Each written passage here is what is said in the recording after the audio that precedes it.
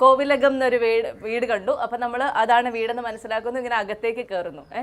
അപ്പോൾ വീടിന് മുന്നിൽ ചില സിനിമയിലൊക്കെ കാണുന്ന വിഷ്വൽ, ചില സിനിമയിലൊക്കെ കാണുന്ന പോലെ സംയുക്ത ചേച്ചി ഇങ്ങനെ വീടിന് മുന്നിൽ ഇങ്ങനെ കാലക്കാട്ടി ഇരിക്കുകയാണ്. പക്ഷേ കോവിലകത്തെ രാജകുമാരിയാണ്.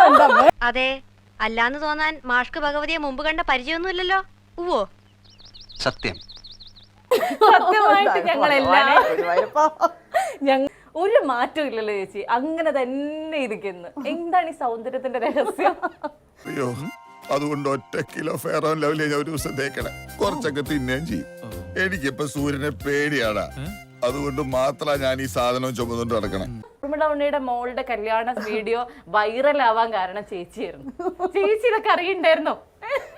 ഇതൊക്കെ ചേച്ചി അറിയണ്ടായിരുന്നോ എവിടെയൊക്കെ സംഭവിക്കുന്ന കാര്യങ്ങളൊക്കെ?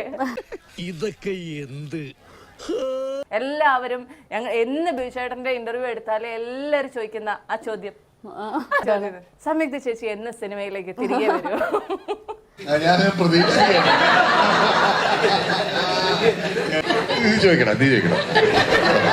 ആക്ച്വലി എപ്പോഴാ ഈ യോഗ അങ്ങനെ ഒരു സ്പിരിച്വൽ പാത്തിലേക്ക് ചേച്ചി എപ്പോഴാ തിരിഞ്ഞേ?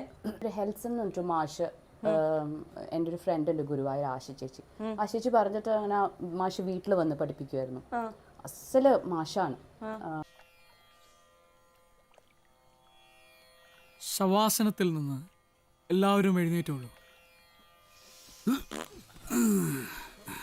ചേച്ചി അങ്ങനെ വിജയേട്ടനെയോ ദക്ഷിണയോ അമ്മയോ ആരെങ്കിലും ഇതിനു വേണ്ടിട്ട് പ്രേരിപ്പിച്ചിട്ടുണ്ടോ?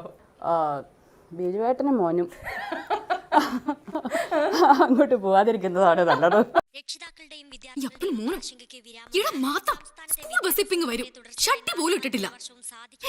അതെങ്ങനെയാ അപ്പഴേ കണ്ടല്ലോ പഠിക്കുന്നേ, കിടക്കുന്ന കിടപ്പ് കണ്ടില്ലയോ?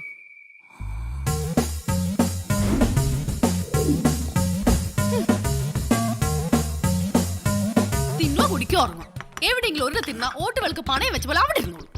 1 മണിക്കൂർ ഈ കുന്ത്രാണത്തെ കയറി നടന്ന ഇത്രയും മരുന്ന് കഴിക്കേണ്ട വല്ല കാര്യമുണ്ടോ? നടക്കണ അത്രയും ബുദ്ധിമുട്ടില്ലല്ലോ മരുന്ന് വിഴുങ്ങാൻ. മണി 9 മനുഷ്യ, എണീക്കുന്നുണ്ടോ നിങ്ങള്? 9 ആയുള്ളൂ, നേരെ ഒന്ന് വെളുത്തോട്ടെ. ഞാൻ വല്ലതും പറയും കേട്ടോ. ബിജുവേട്ടനോട് ഒന്നും പറഞ്ഞിട്ട് ഒരു കാര്യവുമില്ല. ആണല്ലേ? നിർഗുണ പരബ്രഹ്മം. എന്തു ഭാഷ ഇത്? അവൻ ചെയ്തോളും കുറച്ച് കഴിഞ്ഞാ. ആ കോൺഫിഡൻസ് ചേച്ചിക്കുണ്ടോ? ബിജുവേട്ടൻ പറഞ്ഞു, ഞാൻ രാവിലെ ഒന്ന് പുറത്ത് പോയിട്ട് വരാം, നമുക്ക് അത് കഴിഞ്ഞ് ഉച്ച കഴിഞ്ഞ് നമുക്ക് ലഞ്ച് പുറത്ത് പോയിട്ട് കഴിക്കാം എന്ന് പറഞ്ഞു. അപ്പം ഞാൻ വെയിറ്റ് ചെയ്തിരിക്കുക, രാവിലെ വിളിച്ച് കിട്ടുന്നേ ഇല്ല. ലഞ്ച് കഴിഞ്ഞ് തുടങ്ങി, അപ്പം 4, 5, 6 ആയി, 7 ആയി. അപ്പം അത് കഴിഞ്ഞ് 6, 7, 8, 9, 10, 11, 12, 1 മണി, 2 മണി, 3 മണിയാകുമ്പോഴത്തേക്ക് എനിക്ക് ഈ ഉറക്കം വരുന്നില്ല. അപ്പം ഞാൻ താഴെ അവിടെ ഫോറിനിലൊക്കെ ഇങ്ങനെ കഫേ മാതിരി ഉണ്ടാവും. അപ്പം ഞാൻ അവിടെ പോയിട്ട് ഞാനൊരു കോഫി കഴിക്കാമെന്ന് വെച്ചാൽ അവിടെ ഇരുന്നപ്പോൾ ഒരു 3 മണിയായപ്പോൾ ഒരാൾ നല്ല സന്തോഷമായിട്ട് കയറി വരുന്നു.